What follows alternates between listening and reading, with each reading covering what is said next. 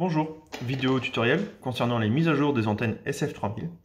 Effectivement, à partir du 1er février 2021, votre antenne SF3000 ne recevra plus de signal SF1 si cette mise à jour n'a pas été effectuée.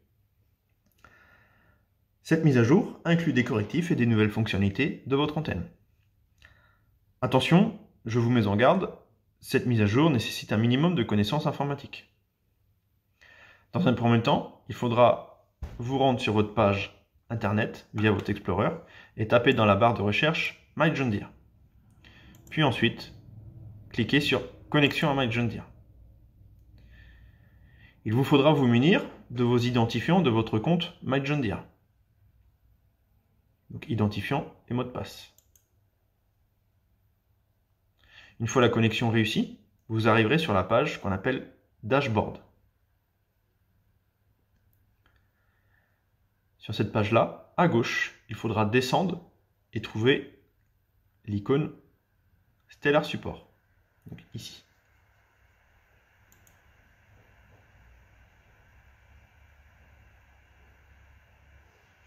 Puis ensuite, sélectionnez le fichier langue, donc français.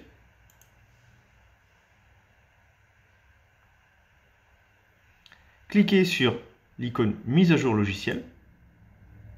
Et là, nous avons accès aux différentes mises à jour. À savoir que la SF3000 n'a pas de port USB. Nous ne pouvons donc pas faire une mise à jour directement sur l'antenne. Il faudra passer par la console pour mettre à jour votre antenne. Ainsi, vous allez retrouver les différentes mises à jour suivant les différents terminaux. Ici, nous allons retrouver les mises à jour des terminaux génération 4 avec Command Center 4006-4002 et console universelle 4240-4640. En dessous, vous trouverez la mise à jour pour les générations 4, Command Center 4100-4006V1, puis les consoles universelles génération 2 et 3, donc 1800, 2006, 2100, 2630, la mise à jour des antennes Starfire 6000, et la mise à jour pour un Command Center 3, donc mise à jour du terminal, et mise à jour de l'antenne. Pour tout ce qui est génération 4, donc si je clique sur le petit plus, il vous faudra télécharger un logiciel qui s'appelle Software Manager. En revanche, pour tout ce qui est génération 3, il vous faudra télécharger le logiciel qui s'appelle Green Star Update. Donc ça sera ce lien-là. Donc il vous faudra choisir le bon dossier suivant votre terminal. Une fois les deux logiciels téléchargés, il faudra insérer une clé USB et télécharger la mise à jour. Donc, je vous retrouve une fois les logiciels installés. Nous allons commencer dans un premier temps avec JS Update. Donc, une fois le logiciel installé et toutes les mises à jour réalisées sur le logiciel, vous arriverez sur cette page-là où il vous faudra sélectionner le modèle de votre console, donc soit une 1800, soit 2100-2006, soit 2630. Puis choisir, donc une fois que vous aurez inséré votre clé USB, choisir le bon lecteur en cliquant sur Actualiser. Et ensuite, il vous suffira simplement de faire copier pour envoyer directement les différentes mises à jour sur votre clé USB. Concernant les générations 4, donc les Command Center et les consoles universelles, vous retrouverez l'icône Software Manager. Donc, je vous retrouve dès que j'ai installé Software Manager. Pareil pour Software Manager. Donc, une fois installé, il vous suffira de sélectionner le bon lecteur de votre clé USB. Puis ensuite, de cliquer sur Tout faire. Le logiciel va télécharger la base de données, puis synchroniser suivant les différentes mises à jour. Puis ensuite, charger les données sur votre clé USB. Il ne nous reste plus qu'à nous retrouver sur notre console pour mettre à jour notre antenne. Voilà, donc ici on se retrouve sur une console universelle 4640, mais cette manip est valable aussi bien pour les Command Center 4006-4002, ainsi que pour les consoles universelles 4240, 4640.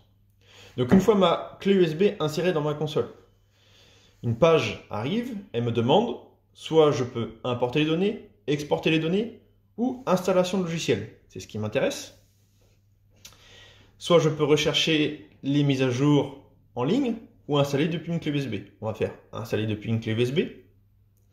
Je peux soit afficher les mises à jour de mon terminal ou soit afficher les mises à jour pour mes autres dispositifs, comme par exemple mon antenne ou un système de guidage universel.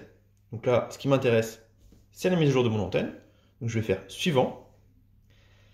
Et là, la console va aller rechercher sur la clé USB les différentes mises à jour.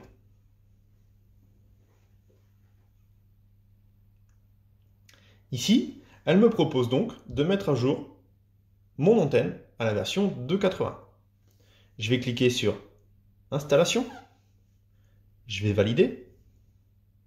Et là, la mise à jour de mon antenne s'effectue.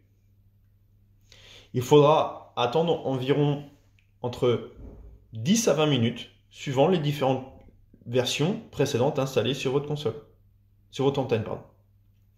Une fois la mise à jour terminée, il vous suffira simplement de valider, d'éteindre votre système complet, puis de rallumer et d'attendre que votre antenne recapte un signal et c'est fin. Je vais passer maintenant à la génération 3. Maintenant mise à jour de l'antenne SF3000 avec un terminal de génération 3, donc Command Center 3, 2630, 2006, 2100, 1800. Donc on va d'abord insérer notre clé USB dans notre console, une fois avoir fait la mise à jour de notre clé USB via le logiciel Greenstar Update. Je vais cliquer sur la petite flèche avec les 6 petits carrés verts, puis ensuite cliquer sur Centre de messages, Reprogrammation, sélectionner GPS Receiver, cliquez sur Reprog composant, sélectionner une version. Donc ici, ma version de mon antenne est déjà à jour, mais je peux le recommencer. Donc là, je sélectionne la version 2.80S. J'appuie sur Accepter. Et là, ma mise à jour d'antenne démarre. Il me suffira ensuite simplement de terminer et de valider l'installation de mon antenne, puis ensuite d'éteindre mon système et de le rallumer pour retrouver un signal et c'est fin.